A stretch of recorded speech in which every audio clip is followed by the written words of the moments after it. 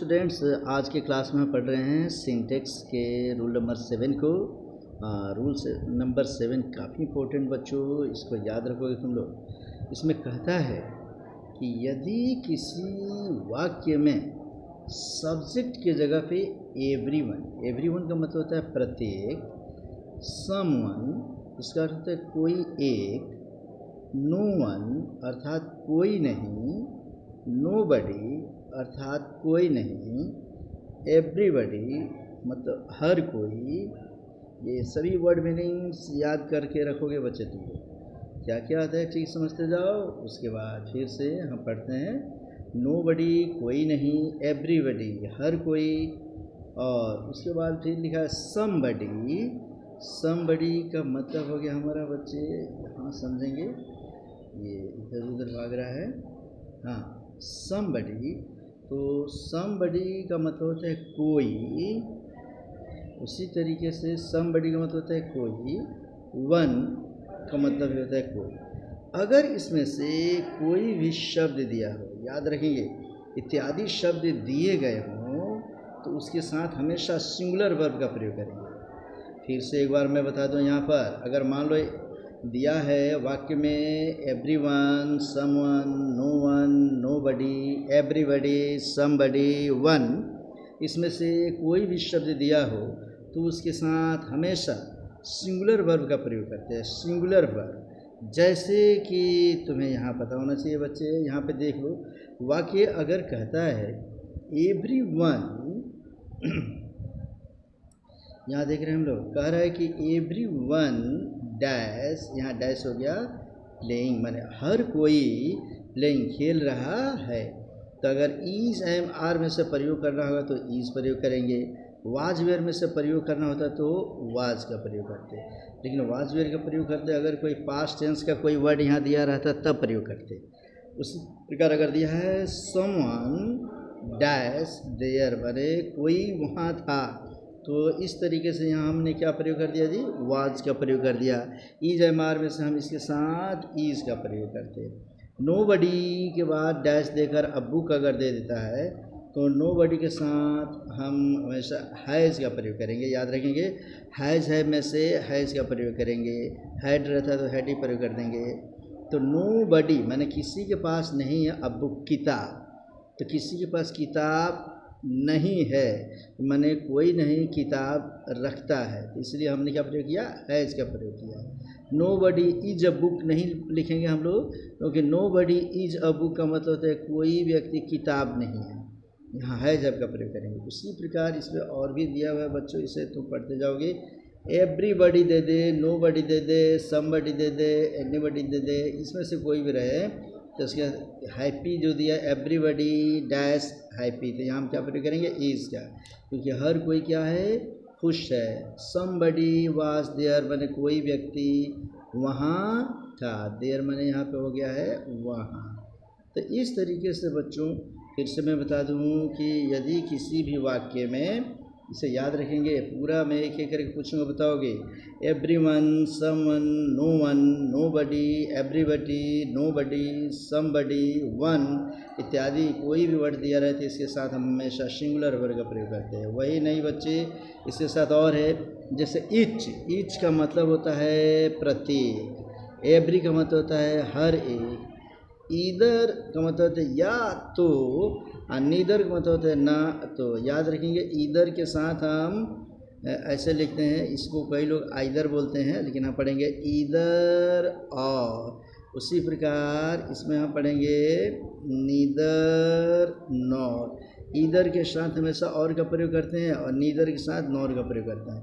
तो ईदर का मतलब होता है या तो, और नीदर का मतलब होता है ना तो या नहीं तो इसमें से इत्यादि शब्द इसमें कह रहा है कि डिस्क्रिप्टिव एडजेक्टिव है। याद रखेंगे ये सब डिस्क्रिप्टिव नहीं बल्कि डिस्ट्रीब्यूट एडजेक्टिव कहलाते हैं, और इनके बाद हमेशा सिंगुलर नाउन प्रयोग करेंगे और उनके साथ हमेशा सिंगुलर वर्ब का प्रयोग करते हैं। जैसे इच के बाद जो हमारा ये नाउन है ये सिंगुलर नाउन रहेगा, इच बॉय। कभी भी अगर हम कहीं लिख दिया इच बॉयज अगर लिख देंगे ये हमारा गलत हो जाएगा, इसलिए लिखेंगे etch boy, every boy, every teacher, either boy, ऐसा करके कुछ में हम लिखते हैं बच्चे। ईच और एवरी इत्यादि वर्ड दिए गए हो तो नाउन जो होगा सिंगुलर होगा। इससे असर लगने वाला ये जो वर्ब है ये भी हमारा सिंगुलर वर्ब होगा। कहते हैं ईच बॉय डैश गुड, मैंने प्रत्येक लड़का अच्छा है, तो हमने क्या प्रयोग कर दिया इज। प्रत्येक लड़का अच्छा था तब हम लिख सकते each boy was good. Every teacher in the class, मैंने क्लास में प्रत्येक शिक्षक डैश प्रेजेंट, मैंने उपस्थित थे। अगर थे रहेगा तब भी हम वाज का प्रयोग करेंगे, और अगर है रहता तो हम इस यहाँ पर इज का प्रयोग करते हैं। लेकिन थोड़ा सा यहीं पे रूल ये समझना है बच्चे कि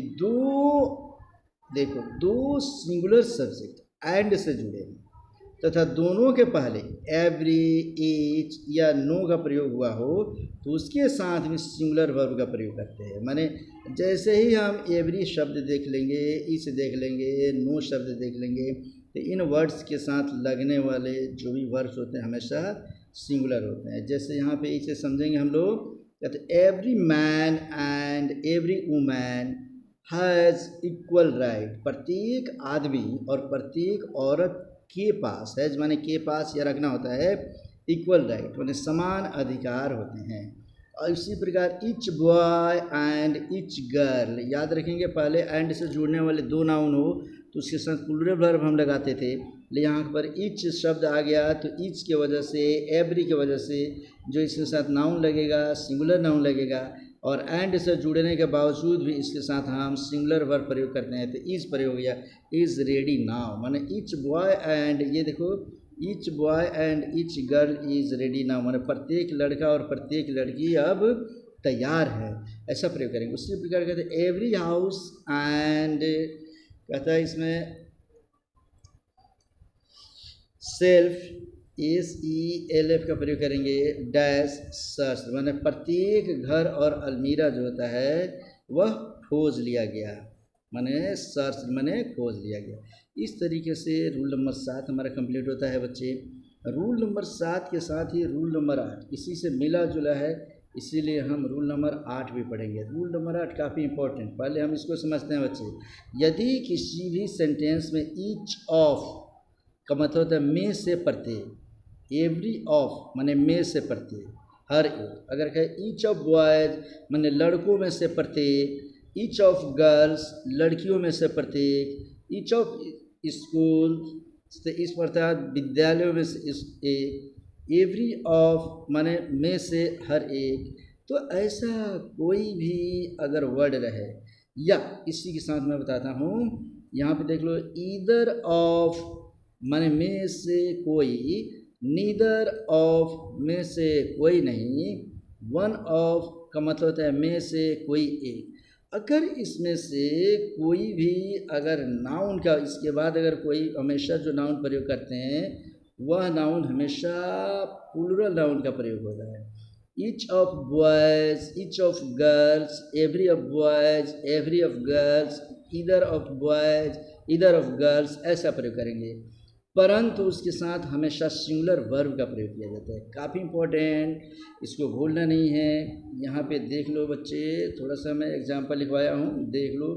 कहता है कि each of the to boys, यहाँ इस जरूर प्रयोग करेंगे। यहाँ जब भी ईच ऑफ मैंने बता दिया, ईच ऑफ के बाद अगर लगा हो, एवरी ऑफ के बाद लगा हो, ईदर ऑफ के बाद लगा हो, नीदर नॉट ऑफ के बाद लगा हो, तो जो नाउन होगा वो हमेशा प्लूरल होगा, लेकिन ये जो वर्ब होगा यह हमेशा सिंगुलर प्रयोग करेंगे, सिंगुलर फॉर्म में। तो कहता है each of the to boys माने दो लड़कों में से प्रत्येक डैश प्रिपरिंग फॉर यूपीएससी हियर, माने यूपीएससी की तैयारी यहाँ कर रहे हैं, तो यहाँ पे हमने क्या लगा दिया इज। ये ना कि बॉयज़ का एस देख कर यहाँ पे आर का प्रयोग हम नहीं करेंगे, ये ईच ऑफ हम देखेंगे इसमें लगा है कि नहीं, अर्थात यहाँ प्रत्येक दो लड़कों में से यूपीएससी की तैयारी कर रहा है, यानी दो लड़कों में से एक जो है, हर दो लड़कों में एक लड़का जो है यूपीएससी की तैयारी कर रहा है बच्चे। उसी प्रकार यहाँ पे एग्जाम्पल्स दिए गए हैं, कहते every one of the thieves माने चोरों में से हर कोई, जितने चोर थे उसमें से हर कोई डैश अरेस्टेड माने अरेस्ट किए जा चुके हैं थे। भले यहाँ पे देख लो पास्ट टेंस में यहाँ थीव्स दिया है तो वेयर का प्रयोग न करके हम वाज का प्रयोग करेंगे, भूलेगा नहीं। Everyone, each of, either of, neither of.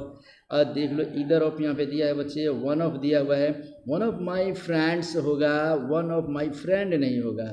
जिसे हम याद रखेंगे वन ऑफ फ्रेंड्स का मतलब होता है मित्रों में से कोई एक, डैश एन एक्टर, एक एक्टर है माने कलाकार है। Neither of the two roads माने दो सड़कों में से कोई एक, डैश सेफ माने कोई एक सेफ नहीं है। नीदर माने ना तो का हम प्रयोग करेंगे।